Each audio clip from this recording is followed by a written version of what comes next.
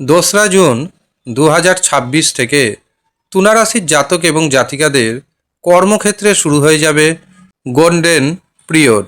নমস্কার, আমি জ্যোতিষী এডি শাস্ত্রী মডার্ন সায়েন্টিফিক অ্যাস্ট্রোলজিতে আপনাদের স্বাগত জানাই। 12 বছর পর দেবগুরু বৃহস্পতি প্রবেশ করছে কর্কট রাশিতে। এই কর্কট রাশি দেবগুরু বৃহস্পতির উচ্চ রাশি এবং এই উচ্চ রাশিতে দেবগুরু বৃহস্পতি প্রবেশ করবে 2রা জুন 2026 এবং এই উচ্চ রাশিতে দেবগুরু বৃহস্পতি থাকবে 30শে অক্টোবর 2026 পর্যন্ত। দেবগুরু বৃহস্পতি প্রধানত অর্থের কারক গ্রহ, চাকরির কারক গ্রহ, ব্যবসা বাণিজ্যের কারক গ্রহ, সন্তানের কারক গ্রহ, দাম্পত্য জীবনের কারক গ্রহ। এমনকি এই দেবগুরু বৃহস্পতি বিবাহের কারক গ্রহ বটে। আর এই দেবগুরু বৃহস্পতি তুলা রাশির সাপেক্ষে দশম ভাবে প্রবেশ করছে। দশম ভাব কর্মের ভাব। মনে রাখবেন, দেবগুরু বৃহস্পতি যেভাবে অবস্থান করে সেই ভাবটিকে শুভ করে দেয় এবং দেবগুরু বৃহস্পতি যেভাবে দৃষ্টি প্রদান করে সেই ভাবকে অমৃতসম করে দেয়। দশমভাবে দেবগুরু বৃহস্পতি প্রবেশ করে কর্মের জায়গাটাকে মজবুত করবে। আপনি যদি ব্যবসা করেন, ব্যবসাকে মজবুত করবে। দেখবেন দীর্ঘদিন ধরে ব্যবসা মনের মতো হচ্ছে না, কেনাবেচা অনেকটাই কমে গেছে, কিন্তু দেবগুরু বৃহস্পতি যখন দশমভাবে প্রবেশ করবে ব্যবসা বাণিজ্যকে উন্নতি করবে। যারা চাকরি করছেন তাদের চাকরি ক্ষেত্রে প্রমোশন এনে দিবে। বিশেষ করে যাদের প্রমোশন হবে বলে আটকে আছে তাদের প্রমোশন হয়ে যাবে। আটকে থাকা অর্থ ফেরত আসবে। যারা প্রতিযোগিতামূলক পরীক্ষায় অংশ নেবেন বা যারা ইন্টারভিউতে অংশ নেবেন তাদের জন্য অত্যন্ত শুভ সময় 2রা জুন থেকে 30শে অক্টোবর পর্যন্ত। দেবগুরু বৃহস্পতির পঞ্চম দৃষ্টি যাবে ধনভাবে, যার কারণে অর্থের জায়গাটাকে মজবুত করবে।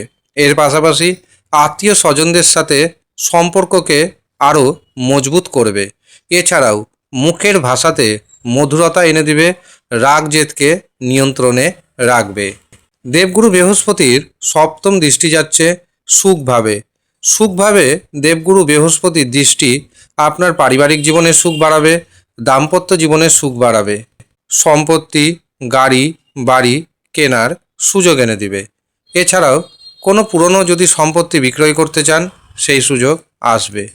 দীর্ঘদিনের পরিচিত কোনো বন্ধুর সাথে আপনার সাক্ষাৎ হবে, তার কাছ থেকে আপনি কোনো না কোনো রকমভাবে সহযোগিতা পাবেন। বিদ্যার্থীদের জন্য এই সময়টি অত্যন্ত শুভ যাবে। দেবগুরু বৃহস্পতির নবম দৃষ্টি যাচ্ছে ষষ্ঠভাবে। ষষ্ঠ ভাব রোগ, ঋণ এবং শত্রুতার ভাব। যে সমস্ত তুলারাশির জাতক এবং জাতিকারা বিভিন্ন শারীরিক কষ্টে রয়েছেন, অসুখ বিসুখে ভুগছেন, তারা সেখান থেকে বড় রিলিফ পেয়ে যাবেন। যারা শত্রু দ্বারা আক্রান্ত হচ্ছেন, আপনার বিরুদ্ধে যদি মিথ্যা কোর্ট কেস থাকে, এবার আপনার ফেভারে আসতে চলেছে কোর্টের রায়। এছাড়াও যারা দীর্ঘদিন ধরে ঋণের মধ্যে ডুবে রয়েছেন, প্রচেষ্টা করছেন, তা সত্ত্বেও কোনো কিছুতেই ঋণ পরিশোধ করতে পারছেন না, অন্ততপক্ষে 70% ঋণ আপনি পরিশোধ করতে সক্ষম হবেন এই সময়। উপায় হিসাবে এই সময় মাতা লক্ষ্মী দেবী এবং ভগবান বিষ্ণুর আরাধনা করুন। ওম নমো ভগবতে বাসুদেবায় এই মন্ত্র নিয়মিত 108 বার করে জপ করুন। আর যাদের জন্মছকে দেবগুরু বৃহস্পতি অশুভ অবস্থায় রয়েছে তারা দেবগুরু বৃহস্পতির রক্ষা কবচ ধারণ করুন, দারুণভাবে উপকার পাবেন। আর যারা মনে করছেন নিজের জন্মছক বিচার করাবেন, হস্তরেখা বিচার করাবেন, তারা নিচের দেওয়া হোয়াটসঅ্যাপ বুকিং নাম্বারে যোগাযোগ করে নিজের নাম নথিভুক্ত করিয়ে নেবেন। যদিও সামান্য অর্থ আপনাকে পারিশ্রমিক হিসাবে প্রদান করতে হবে। যারা ইচ্ছুক শুধুমাত্র তারাই যোগাযোগ করবেন। ধন্যবাদ।